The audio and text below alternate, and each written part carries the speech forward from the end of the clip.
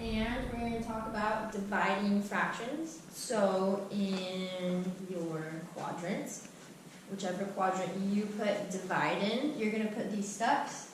Step 0, again, figure out the sign so you don't have to bring your negative along for the ride. Figure it out first. Step 1, so when you divide fractions, division is the same thing as multiplying by the reciprocal. So you're going to keep the first fraction, you're going to change your problem to multiplication, and the second fraction you're going to write the reciprocal. The reciprocal is the second fraction being flipped. Or reciprocal just means you're going to take the fraction and you're going to flip it. Then step 2, you're just going to follow the multiply steps, which we just went over. So write those down, and I'm going to refer to these steps in the next examples.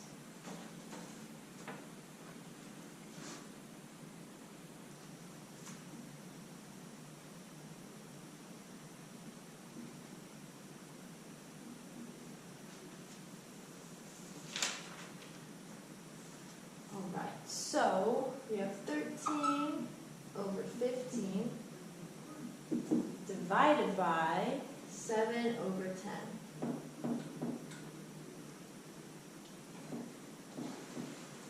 Okay, so what we said is that when we're dividing fractions, it's the same thing as multiplying by the reciprocal. So we're going to keep the first fraction, and we are going to change it to multiplication. So division becomes multiplication, and the second fraction flips. So instead of 7 over 10, I'm going to write 10 over 7. So something to remember is that when you're dividing fractions, the only thing that's changing is the second part of your fraction. Division becomes multiplication, the second fraction flips. So there's no signs, we don't have to worry about that. Step 1, change it to multiplication, flip it. Step 2, do the multiplication steps, which we just did. So we're going to take out any common factors. And again, you don't have to do this method where I write it as one big happy family. But this way it helps me see top to bottom if there's any common factors, a little bit easier. So on the top, 13's prime, 7's prime. I know there's no common factors there. 10 and 15 each share a factor of 5. So I'm going to take out 5 on the top, and I'm going to take out 5 from the bottom. So on the top, 10 divided by 5 is going to give me 2, and on the bottom, 15 divided by 5 is going to give me 3.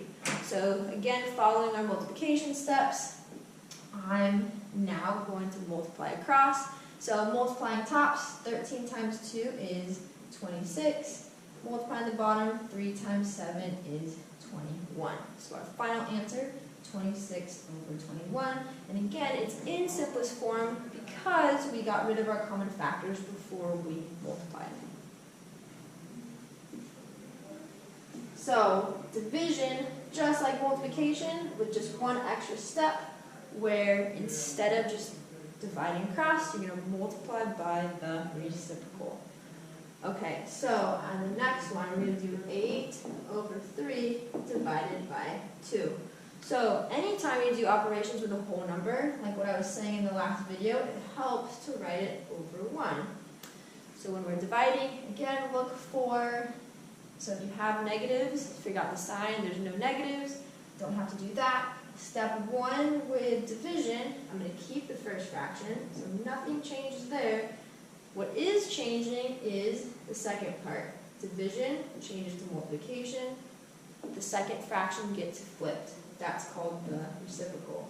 Okay, step 2. Step 2 is I'm just going to follow the exact same steps that we used with multiplication. So I'm going to write it as one big happy family. And I'm going to look to see if there's any common factors on the top and bottom that I can divide out. I can see that on the bottom I can divide out 2 because 2 is a common factor top to bottom between the 8 and the 2. So 8 divided by 2 is going to give me 4, and 2 divided by 2 is going to give me 1. Okay, final step with multiplying fractions is I'm going to multiply the tops. So 4 times 1 is on the top, and I have 3 times 1 on the bottom. So our final answer is or over 3. Alright, we're just going to do one more example with dividing fractions, because dividing fractions is so similar to multiplying, which is that one extra step. This time we're going to do an example with a negative, or with negatives involved, I should say. So negative 10 divided by negative 6 over 11.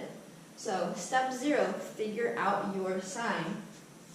I have a pair of negatives. If I have a pair of negatives, or an even number of negatives, that means my final answer is going to be positive. So figure that out first.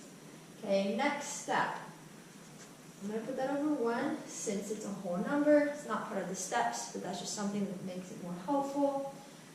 So step 1, after we figure out the sign, is I'm going to change my division problem into a multiplication problem. So this is what's changing. Instead of division, I'm multiplying. Instead of dividing by 6 over 11, I'm multiplying by 11 over 6. Okay, then I'm following my multiplication rules. So I have 10 times 11 on the top, 1 times 6 on the bottom. I'm going to look for any common factors. I can see that 10 and 6 share a factor of 2. So I'm going to divide 2 out from the top and the bottom. So 10 divided by 2 is 5. 6 divided by 2 is 3. So now I'm multiplying 5 times 11 on the top, 55. And on the bottom, I'm multiplying 1 times 3, which is 3. Oh, you love it. Alright, so that's it for dividing fractions. And in the next video, we're going to be talking about adding and subtracting fractions.